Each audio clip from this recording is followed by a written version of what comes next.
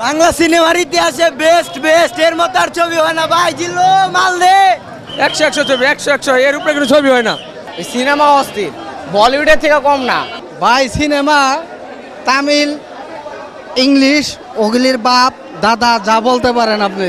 Already তুফানকে ছাড়াই ফেলাইছে, already তুফানকে ছাড়াইছে। জি, বরবাদ 100 ছবি। আমি গত বছর তুফান দেখেছিলাম, তো আমার কাছে মনে হয় গত বছর তুফান বেস্ট ছিল। আমরা ভাবছিলাম যে তুফানের মনে হয় না যে তুফানের থেকে আর কোনো ছবি ভালো হবে, এটা গত বছর ভেবেছিলাম।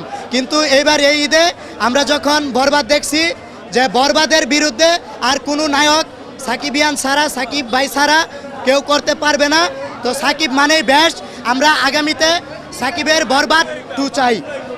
অসাধারণ ভাই, সাকিবের ক্যারিয়ারের এমন একটা মুভি পাইছি আমরা, জীবন আমরা এই মুভি পাই নাই কা ভাই। পুরো ফাটাই দিছে ভাই, অ্যাকশন, রোমান্টিক। ছবিটা এক কথায় মারাত্মক ছিল, অসাধারণ, ভায়োলেন্সে ভরপুর।